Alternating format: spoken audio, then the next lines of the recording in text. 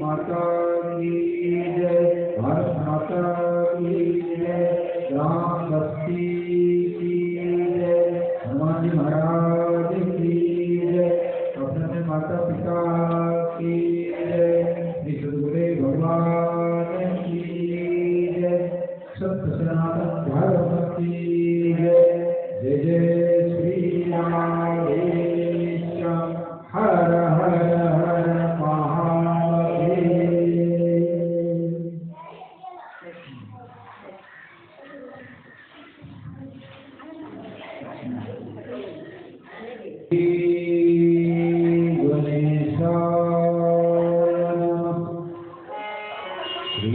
सरस्वत्यै नमः। श्रीकृष्णाय नमः। परमकृपालवे श्री सद्गुरु भगवते नमो नमः। गुरुब्रह्मा गुरुर्विष्णु गुरुदेवो महेश्वर गुरु साक्षात् परब्रह्म तस्मै श्री गुरवे कृष्णाय वासुदेवाय देवकी नंदनाय च नन्दगोपकुमाराय गोविन्दाय नमो नमः। वसुदेवसुतं देवं कंसचाणूरमर्दनं देवकी परमानन्दं कृष्णं वन्दे जगद्गुरुम्। मूकं करोति वाचालं पङ्गुं लङ्घयते यत्कृपातमहं वन्दे परमानन्दमाधवम्। वन्दे विभूषितकरां नवनीतगाभां पीताम्बराधरं बिम्बफलाधरोऽहं पूर्णेन्दुसुन्दरहारविन्दनेत्रात् कृष्णात् परं किमपि तत्त्वं न जाने। वर्हापीडन्नटवरवपु कर्णयो कर्णिकारं विग्रहवासः गणकपतितं वैजयन्तीं जमानां रन्ध्राणवीरो रजतसुधया पूजयन् गोपवृन्दे वृन्दारण्यं सपदरमणम्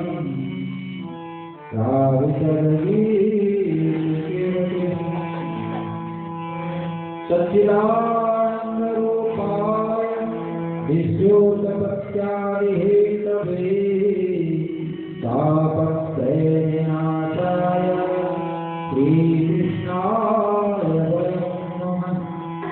वाञ्छाकल्पतरुभ्यश्च कृपासिन्धुेव च पतितानां पावनेभ्यो वैष्णवेभ्यो नमो नमः।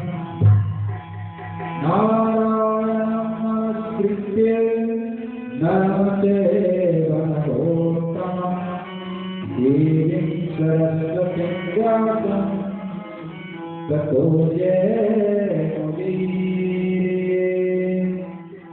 अतुलितवरधामं देवशैलावदेहं गमजवनकुशां ज्ञानिनामग्रगण्यं सकलगुणनिधानं वानराणामधीशं रघुपतिप्रियभक्तं वासुजातं नमामि। सर्वमङ्गलमाङ्गल्ये शिवे सर्वार्थसाधिके शरण्ये त्र्यम्बके गौरी नारायणी नमोस्तुते। जय जय श्री राधारमण जय जय नवलकिशोर जय गोपी चितचोर प्रभु जय जय भक्त भक्ति भगवंत गुरु चतुर्नाम प्रभु तिनके परवंदन किए नाथ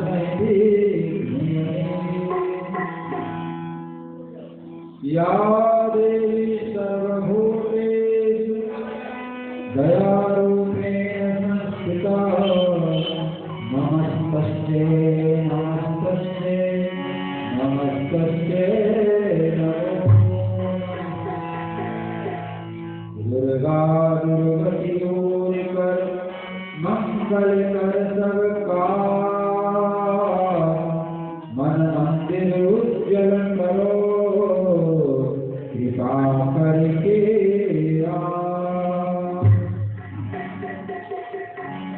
ऐसा प्यार बहावे मैया ऐसा प्यार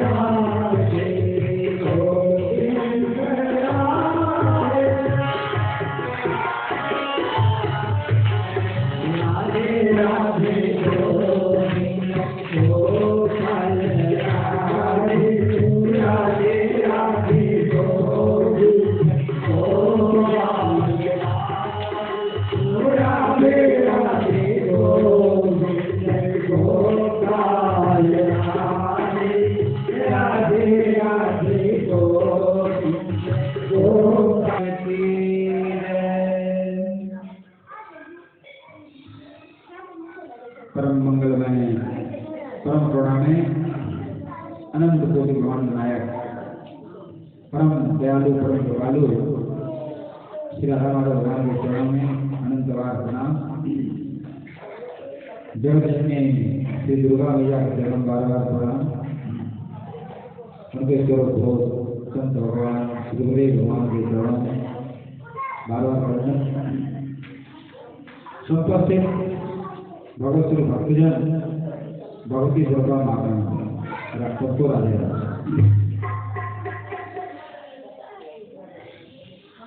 बड़े भाग्य से भगवान की लीला कथा सुनने का अवसर जीव को प्राप्त होता है। हम लोग परम सौभाग्यशाली हैं जो विगत 15 दिनों से भगवान की लीला कथा रस में डुबकी लगा रहे हैं। आज उसका अंतिम दिन है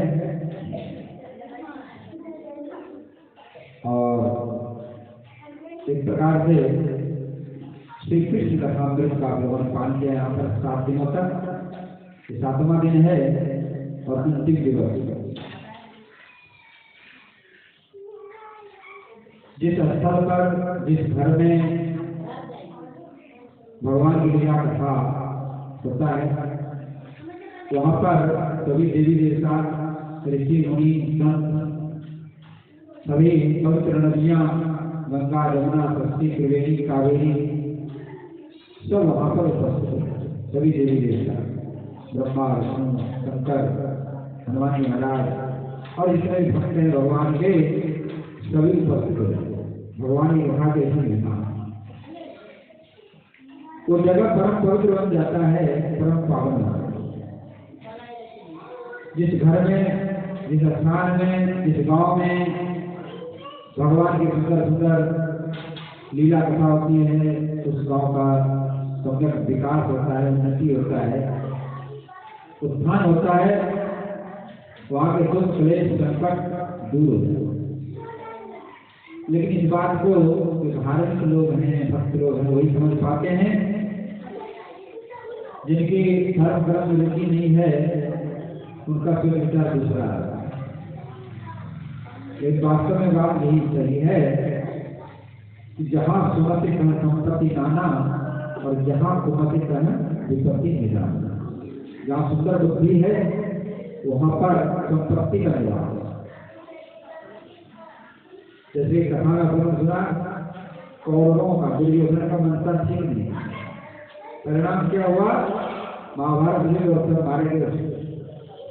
रावण का मंत्र ठीक नहीं, सीता माता घर के ले गए और खूब समझाने तो भगवान रावण का विवरण कर। तो हमेशा धर्म की जीत होगी।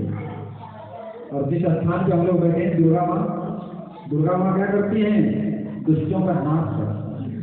महिषासुर, रक्तबीज आदि अनेक जो असुर राक्षस हो गए, जो अधर्म किया करते थे, धर्म से दूर रहा करते थे, साधु संत गौ को सताया करते थे, उनका दुर्गा माँ ने नाश किया। जितने भी राम कृष्ण दुर्गा शंकर शिव सभी धर्म के पक्षपाती हैं और अधर्म को नाश करेंगे। तो जो लोग धर्म पथ पे चलेंगे उनके लिए कृपा है।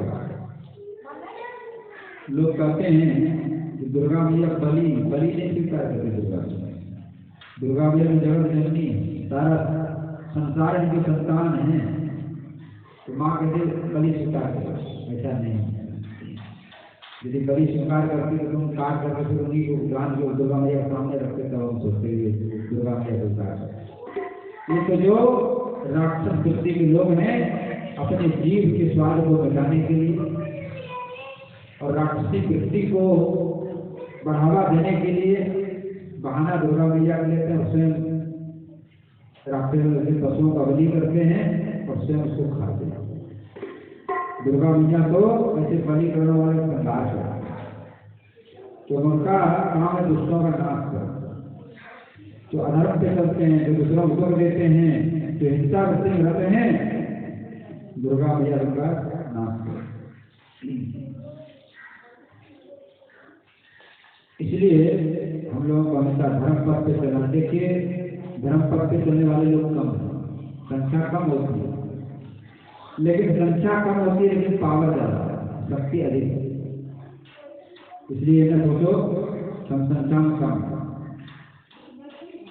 देखिए पर्वत की चढ़ाई, पहाड़ की चढ़ाई है, उस पर चढ़ना कठिन है कि सरल है? बताइए। पहाड़ पे चढ़ना, ऊंचा पर्वत है, उस पर चढ़ना सरल है कि कठिन है? कठिन है। और उससे गिरना, लुढ़क जाओ, 1 मिनट में नीचे आ जाओ, हड्डी पतली सब खराब हो जाएगा। इसी तरह से धर्म मार्ग पर, सतमार्ग पर, सुमार्ग पर चलने में कठिनाई होती है। पर्वत की चढ़ाई के समान है और कुमार्ग में जाने में कोई देर नहीं लगता, पतन होने में कोई देर नहीं लगता। इसलिए सुमार्ग में चलने में, धर्म मार्ग में चलने में कष्ट भी आता है, कठिनाई भी आती है, लेकिन इसका फल उत्तम है।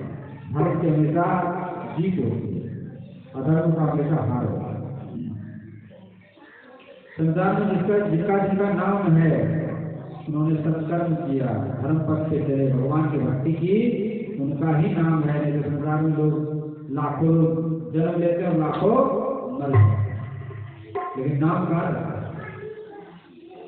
कीड़े मकोड़े की तरह जन्मते हैं और कीड़े मकोड़े की तरह मर जाते हैं। तो नाम संसार में किसका अमर है? जो भगवान की भक्ति करते हैं, जो इस पथ पे चलते हैं, वही अमर हैं, बाकी कोई अमर नहीं। इसलिए हम लोग बताइए कि भगवान की भक्ति में ध्यान दें। इसलिए चाहे कष्ट उठाना पड़े, दुख उठाना पड़े, उससे घबराना नहीं।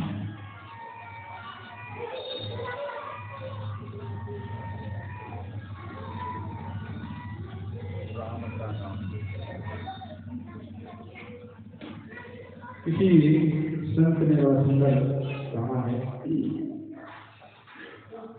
राम का नाम लेकर जो मर जाएंगे, राम का नाम लेकर जो मर जाएंगे, वो अमर नाम दुनिया में कर जाएंगे। राम का नाम लेकर जो मर जाएंगे, वो अमर नाम दुनिया में कर जाएंगे, वो अमर नाम कर जाएंगे। राम का नाम लेकर जो कर जाएंगे,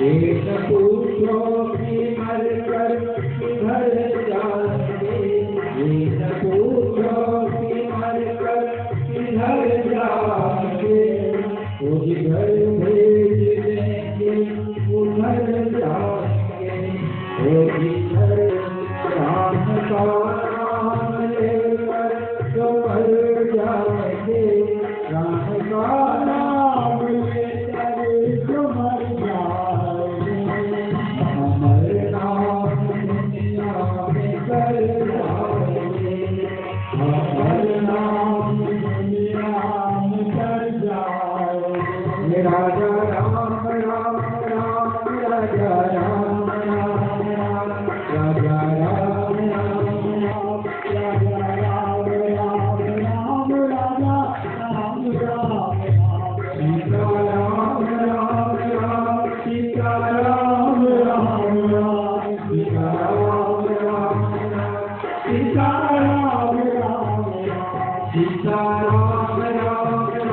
सीता राम राम राम, सीता राम राम राम, सीता राम राम राम, सीता राम राम राम, सीता राम राम राम, सीता राम राम राम, सीता राम राम राम।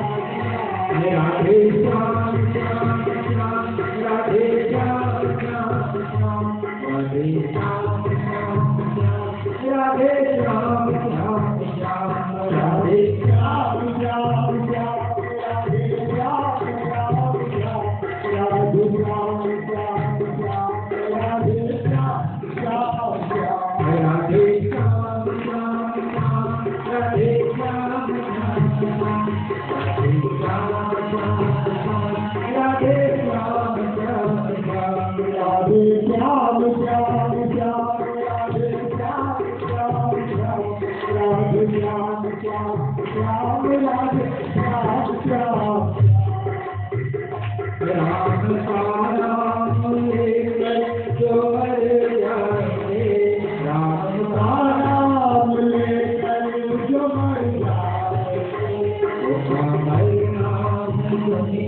में कर जाएंगे, हर नाम दुनिया में कर जाएंगे।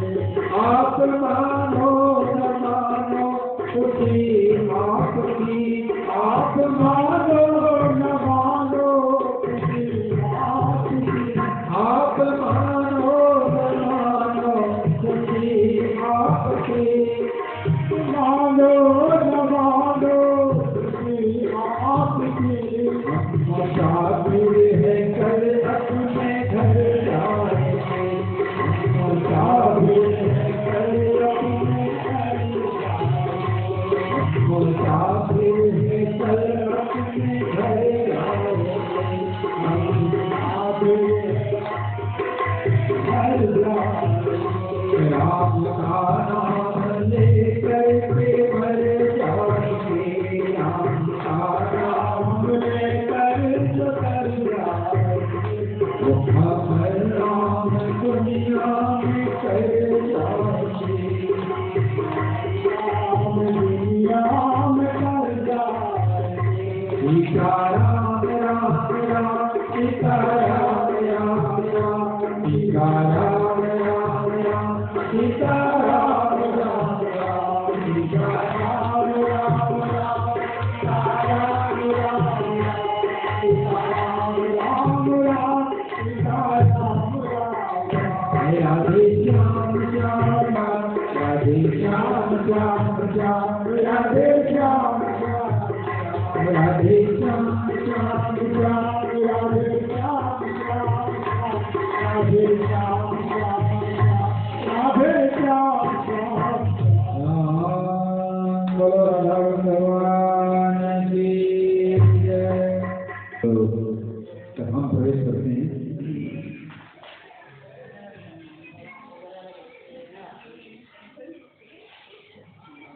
भगवान श्री कृष्ण की सबसे प्रथम महारानी श्री रुक्मिणी जी हैं, जो पटरानी द्वारकाधीश भगवान का।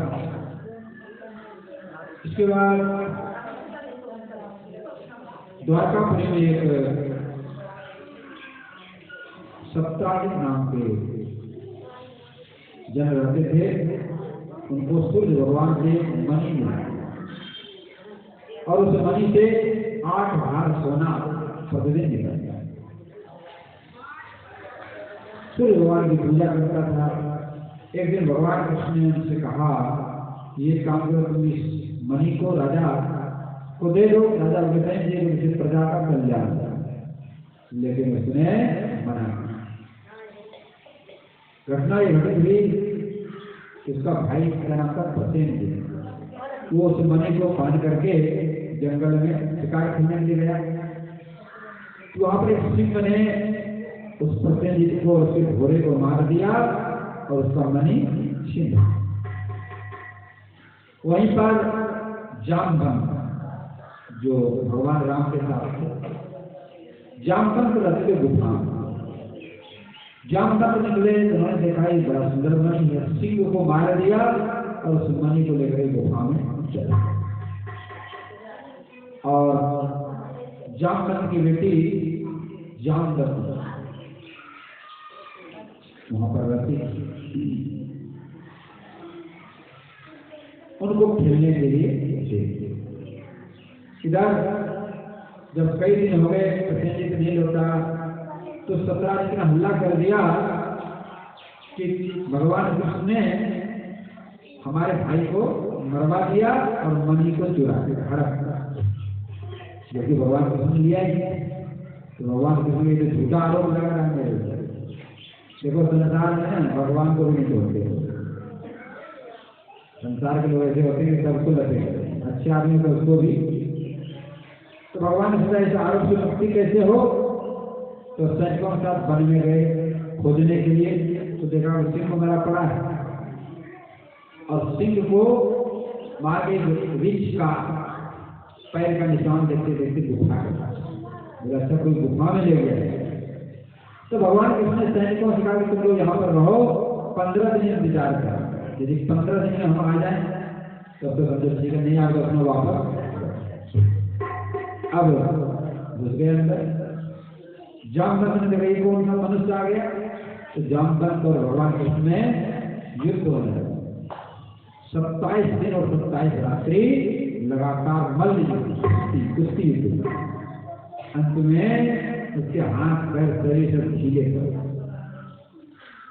तब समझ में आया कि भगवान हुआ क्या था। जो राम रावण का युद्ध समाप्त हो गया तो जामवंत ने कहा महाराज हमारे हाथ में खुजली कर रही, युद्ध हम कर नहीं पाए तो युद्ध करने की इच्छा है। तो भगवान बोले युद्ध करने की इच्छा है, बोले हाँ, और आपके साथ करने की इच्छा है।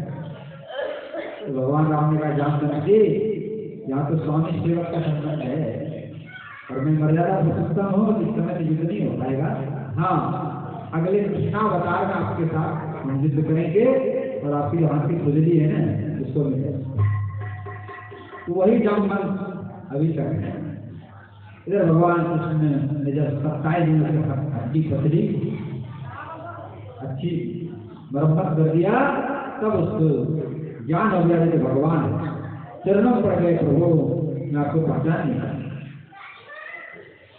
तो जामवंत जी ने कहा कि काम करिए कि हमारी बेटी है जामवती, स्वामी सेवक का संबंध तो पुराना हो गया, नया संबंध जोड़ गए। बोले क्या नया संबंध जोड़ेंगे? अपनी बेटी जामवती का विवाह आपके साथ कर देते हैं और आप हमारे दामाद बन जाते और साथ में मनी को भी ले जाते हैं। इस तरह से जामवती को साथ में लेकर के और उस मणि को साथ में लेकर के द्वारकापुरी तो दूसरी रानी जामवती। फिर सत्राजित को मणि दे दिया। सत्राजित बड़े शर्मिंदा, हमने बेकार भगवान को आरोप लगाया बिना किसी कारण के, तो उसने भी अपनी बेटी सत्यभामा का विवाह भगवान कृष्ण के साथ ही कर दिया। इस तरह तीसरा विवाह हुआ है। एक बार भगवान कृष्ण अर्जुन के साथ हस्तिनापुर में से यमुना किनारे घूमने के लिए गए, तो वहां पर एक श्याम वर्ण की लड़की जो है तपस्या कर। अर्जुन ने कहा आप कौन हैं? बोले मैं यमुना हूँ, मेरा नाम कालिंदी है। बोले यहाँ पर तपस्या क्यों कर रही हो? बोले कि भगवान कृष्ण से विवाह करने के लिए। तो भगवान कृष्ण का उनका भी विवाह हुआ। कालिंदी चौथी रानी है। इसी तरह से मित्रविंदा 8 पटरानी, नागनिधि, एक भवासुर नाम के राक्षस, उन्होंने राजकुमारियों को रक्षा किया। उनका विचार कर 20,000 राजकन्या इकट्ठी हो जाए तो इसके साथ में विवाह करा। तो सबने एक पत्र लेकर के भगवान कृष्ण के पास भेजा कि वो हमें इस दुष्ट राक्षस से बंधन मुक्त कराए। तो भगवान कृष्ण सत्यभामा जी के साथ गरुड़ से सवार होकर वहां पहुंचे और भौमासुर को मारा और जाकर 16,100 राजकुमारी को मुक्त किया। राजकुमारी कहने लगे अब हम लोग यदि अपने पिता के पास जाते हैं तो हमको स्वीकार नहीं करेगा, न कोई पुरुष हमको स्वीकार करेगा कि हम लोग आपकी शरण में हैं, आप ही अपने शरण में रखें।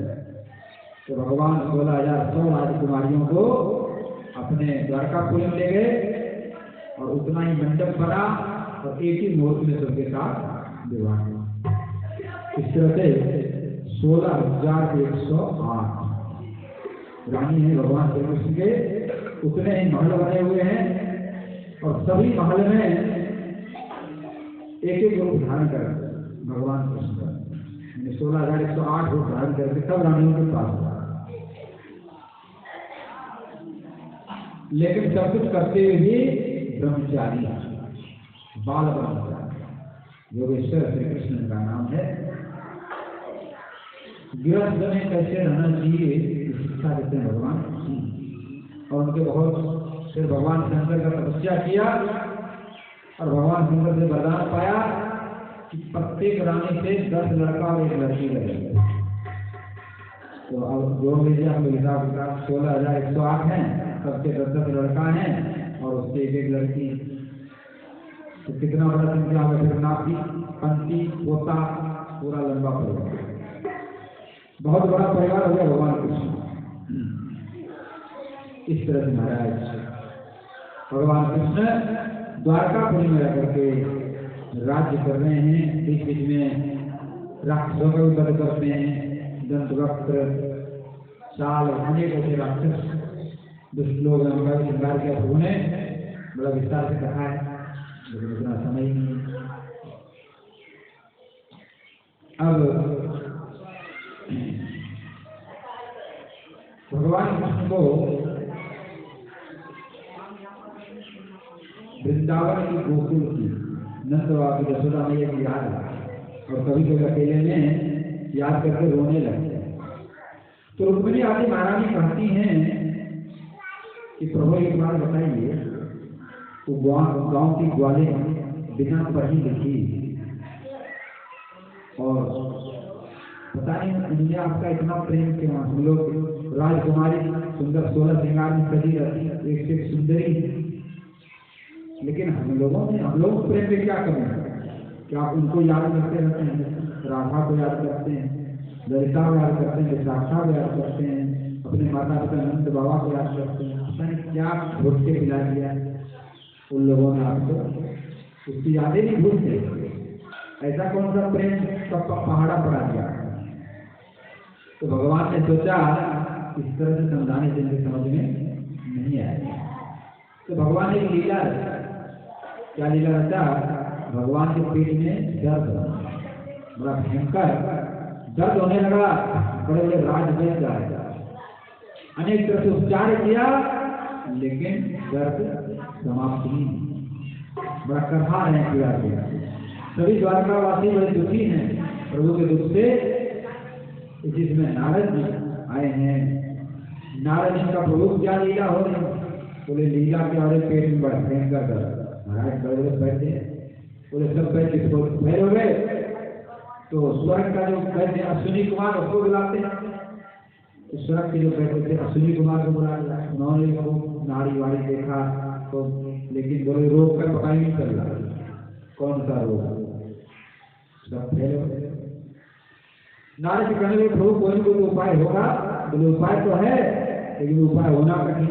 बोले महाराज ऐसी क्या बात, बताओ तो सही। बोले कोई भक्त अपने चरणों का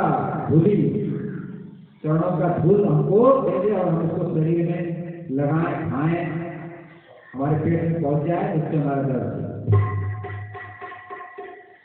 तो नारद जी रुक्मिणी महाराज के पास पहुंचे, सत्यभामा महारानी सब महारानी के पास पहुंचे। देखो भगवान कृष्ण को पेट में बड़ा दर्द है, अपने पैर की धूली दे दे। क्या कर रहे? भगवान को अपने चरणों को धूली दे दे, तो घोर पाप है, घोर नरक में जाना। नहीं महाराज, ये तो कभी हो ही नहीं। भगवान को अपने चरण का धूल कैसे दे देंगे?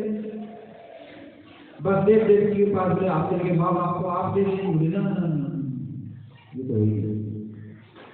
बड़े बड़े ऋषि महात्मा साधु संत भगत सबके पास घूम आए, लेकिन सबने माना, कोई देने के लिए तैयार नहीं। तो भगवान को अपना पैर का धूल देगा? सब तो भगवान को प्रणाम करते हैं, माता रखते हैं चरण में, और कोई अपने चरण का धूल भगवान को कोई देने के लिए। नारद जी बेचारे घूम घाम के आ गए। तो भगवान का नारद जी आप ही तो भगत हो, आप ही दे दो। ना प्रभु क्या कह रहे हो, आप चढ़ाओ लगा।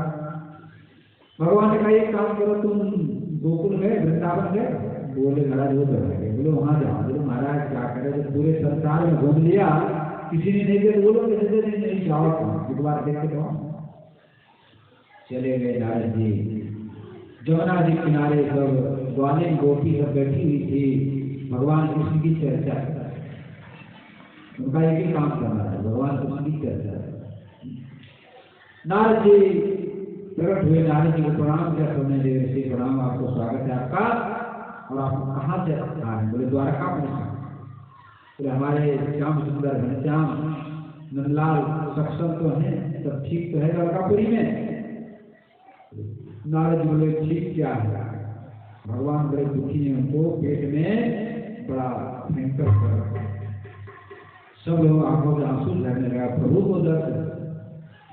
तो नारद जी को उपाय नहीं है, बड़े बड़े वैद्य हैं वहां पर। बोले सब वैद्य हार गए, तीनों लोग में कोई उसकी दवा ही नहीं। बोले महाराज ऐसी दवा, कोई दवा तो होगा।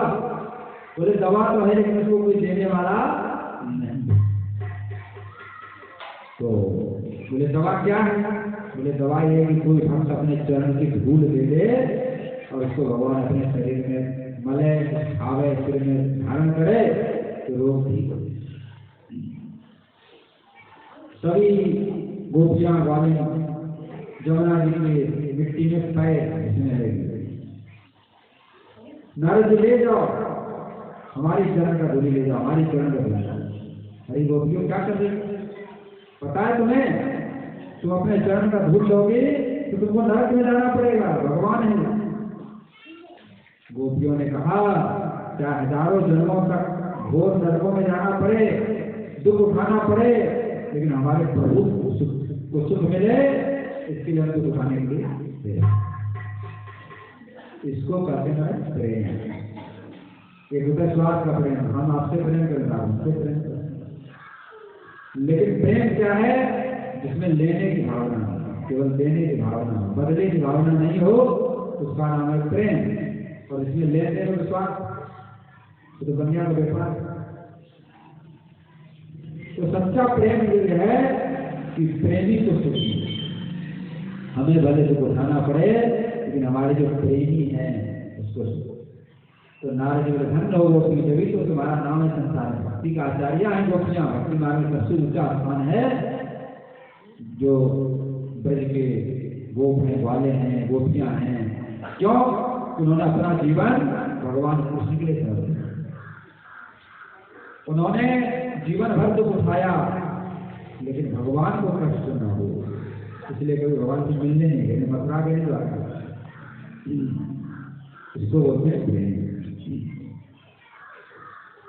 नारद जी ने स्वयं ब्रज की मिट्टी में रोज लोटपोट हुए उनके चरणों की धूलि में और एक गठरी बांध दिया, सिर पे धारण के एक गठरी बांध करके और भगवान कृष्ण के पास ले आए।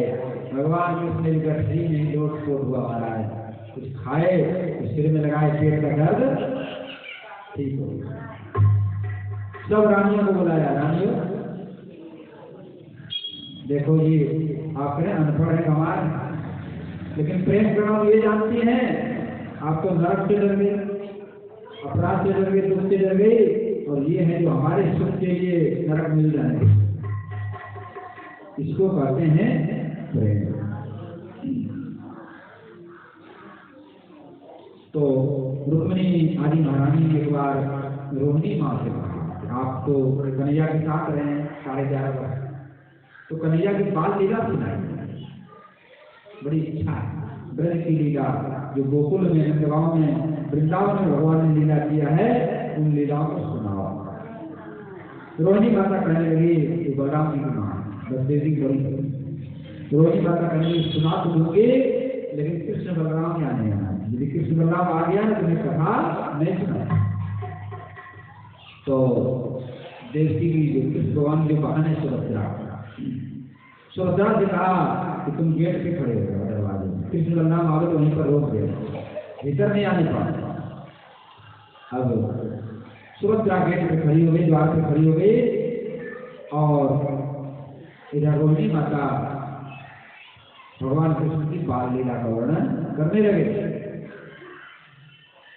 इधर सब रानी सुन रही भगवान की कथा, उसी में कृष्ण बलराम आ गए। सुभद्रा जी ने वहीं पर रोक दिया कि आपको भीतर जाने की आज्ञा नहीं, तो वहीं से कथा सुनी। और कथा सुनते सुनते जब महाराज का प्रसंग आया, राधा रानी का प्रसंग आया, तो महाराज तीनों के शरीर गलने लगे, भाव में द्रवित होने लगे, नाक गल गया, हाथ गलने लगे, पैर गलने लगे। उसी में नारद जी भीतर जाके रोहिणी माँ से कहा इस कथा को यहीं पर विश्राम दीजिए, मैं भी तीनों के तीनों पानी बनाऊंगा, द्रवित हो जाएंगे। क्योंकि भगवान की जो गोकुल की लीला है, वृंदावन की लीला, वो प्रेम की लीला है, उसको सुनकर के स्वयं भगवान ही द्रवित हो। तो वहीं पर कथा विश्राम हुआ। नारद जी ने कहा आप इसी स्वरूप में विराजें, और कलयुग में आप उसी स्वरूप में विराजेंगे जगन्नाथपुर। आज भी जगन्नाथपुरी में कृष्ण बलराम और बीच में सुभद्रा विराजमान है। उनके हाथ आधे आधे हाथ हैं, आंख गले हुए हैं। तो वही मूर्ति आज भी जगन्नाथपुरी में विराजमान है। बोलो जगन्नाथ भगवान की जय। इस तरह महाराज अब भगवान कृष्ण कभी कभी ब्रज की याद करके, वृंदावन की याद करके दुखी हो जाते हैं, रोने लगते हैं। और क्योंकि जो ब्रजवासी ये भी दुखी हैं, प्रतिदिन उसी रास्ते में आगे बैठ जाते हैं जहां से कृष्ण गए और दिन भर बाट देखते हैं। क्योंकि कृष्ण ने कहा था कि मैं परसों आऊंगा, तो आशा लगा, कहा है तो जरूर आएगा, लेकिन परसों बरसों बीत गए, अभी तक लौट के नहीं। तो प्रतिदिन उनका काम है, बाट निहारते हैं, देखते हैं वहां पर जाकर के कि श्याम सुंदर नहीं आए। प्रतिदिन उनका यही काम है। एक सुंदर भाव है,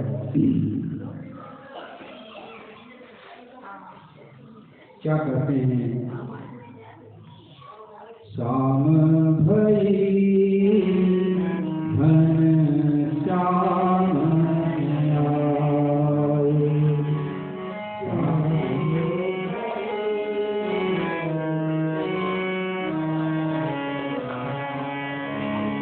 श्याम भई घन श्याम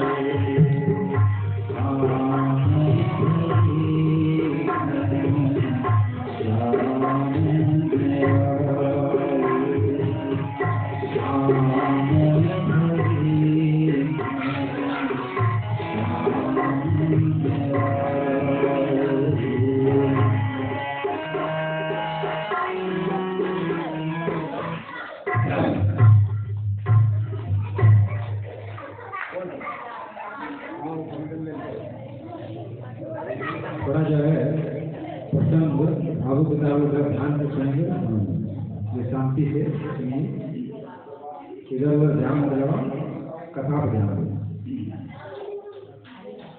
भगवान कृष्ण गोकुल छोड़ के गए हैं, तभी से नंद यशोदा जी